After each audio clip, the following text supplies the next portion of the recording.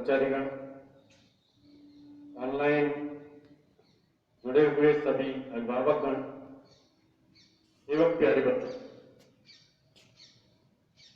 सुप्रभात और 73वें गणतंत्र दिवस की आप सभी को बहुत बहुत शुभकामनाएं। ये 73वां गणतंत्र दिवस निश्चित रूप से हम उन शहीदों के बलिदान के बाद ही मना पा रहे हैं जिन्होंने इस देश को आजाद कराया। आजादी में उन शहीदों का जो बलिदान रहा उसको कभी लाया नहीं जा सकता और उसके साथ साथ उन शहीदों के परिवारों की जो वेदना थी उसको हम केवल महसूस कर सकते हैं, लेकिन वो वेदना नहीं रही होगी जो वास्तव में आज भी हमारे जहन में है और हमें उसका सम्मान करना चाहिए। उस आजादी के बाद इस देश को आजाद बनाए रखने के लिए जो देश के सैनिक, चाहे वो वायुसेना में हो, चाहे वो नौसेना में हो, चाहे वो थल सेना में हो, उनका जो बलिदान है, वो जो घर से 8 महीने 7 महीने दूर रहते हैं और उन कठिन परिस्थितियों में अपने जीवन को जी रहे हैं और हमारी रक्षा कर रहे हैं, उनके लिए मैं आज पूरे विद्यालय परिवार की ओर से, देश की ओर से नमन करता हूं। वास्तव में देश की सेवा वही सेवा है।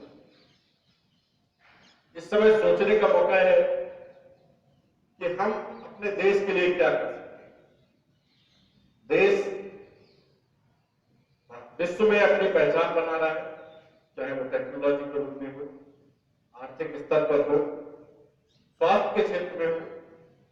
इस कोरोना महामारी के दौरान हमने विश्व को जो संदेश दिया कि हम 135 करोड़ की जनता को वैक्सीनेशन कर सकते हैं, उस वैक्सीन को पूरे विश्व में दे सकते हैं, अत्यंत कम समय में बना सकते हैं। इसमें भी जिन लोगों का योगदान था, जिन वैज्ञानिकों का योगदान था, वो भी निश्चित रूप से देश के महान योद्धा जो स्वास्थ्यकर्मी थे, उनका भी एक बहुत बड़ा योगदान है। किसी भी देश के निर्माण में एक शैक्षणिक संस्था का बहुत बड़ा योगदान होता है, क्योंकि जो शिक्षा यहां से मिलती है वह शिक्षा उनके जीवन में परिलक्षित होती है और चूंकि विद्यार्थी ही समाज बनाते हैं और देश बनाते हैं, तो निश्चित रूप से इस शैक्षणिक संस्था का बहुत बड़ा योगदान है। केंद्रीय विद्यालय संगठन देश के बहुत ही प्रतिष्ठित संस्थानों में से है और केंद्रीय विद्यालय मथुरा रिफाइनरी भी उसी का एक हिस्सा है। केंद्रीय विद्यालय मथुरा रिफाइनरी ने भी मथुरा जिले में, आगरा रीजन में अपनी एक पहचान बनाई हुई है और इस पहचान के लिए निश्चित रूप से विद्यालय परिवार के सभी साथी, शिक्षक, शिक्षिकाएं, शिक्षणेतर कर्मचारीगण, बच्चे और अभिभावक जिम्मेदार। इस वर्ष यदि हम देखें तो विद्यालय के कई छात्रों ने कीर्तिमान स्थापित किए। कक्षा 10 के अगर हम रिजल्ट को देखें, प्रेरता सैनी 98.2% मार्क्स लाकर के विद्यालय में प्रथम स्थान किया। विद्या यादव ने 98%, नंदिनी ने 97%, मोनू मारी ने 96% और हिमांशी ने 95.6% अंक प्राप्त किए और ये विद्यालय के लिए गौरव था। कक्षा 12 को अगर हम देखें तो प्रिंस कुमार कुशवाहा ने 96% अंक पाकर के प्रथम स्थान प्राप्त किया और अपने प्रथम प्रयास में ही उसका सिलेक्शन एनडीए में हुआ और वो भी देश की सेवा के लिए आगे गए। ताशु शर्मा ने 95.8% अंक प्राप्त किए और कृतिका महेश्वरी ने भी 95.8 अंक प्राप्त किए और इनके दोनों के द्वितीय स्थान रहे। समृद्धि शर्मा 95.6% अंक पाकर के तीसरे नंबर पर और रवीना 95.4% के साथ चौथे स्थान पर और नेहा सिंह 94.6 के साथ 5वें स्थान पर। विद्यालय के छात्र आर्यन तोमर ने इंस्पायर मानक अवार्ड में पुरस्कार जीता। इसके साथ ही विद्यालय के छात्रा नतानिया ने एनसीएससी में रीजनल लेवल पर तीसरा स्थान प्राप्त किया। कोरोना की वजह से बहुत सारे कार्यक्रम विद्यालय में नहीं हो पाए, जैसे कि खेलकूद की गतिविधियां, अन्यथा उन गतिविधियों में भी विद्यालय का सर्वोत्तम परिणाम रहता है।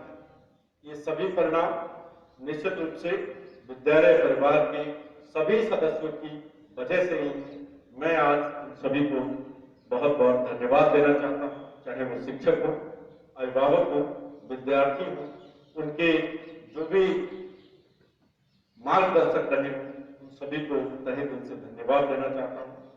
विद्यालय का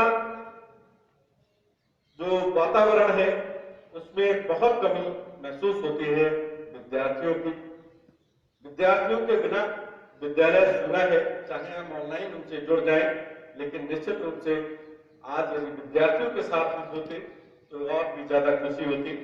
लेकिन निश्चित रूप से आप इस कोरोना महामारी को देश से भगाने में अपने योगदान को जरूर याद रखेंगे। जो भी कोविड की गाइडलाइन है उनका पालन करते रहेंगे तो निश्चित रूप से बहुत जल्दी ही हम इस महामारी से निजात पाएंगे। देश के लिए विद्यार्थी क्या कर सकते हैं, इसका एक छोटा सा एग्जाम्पल अगर हम देखें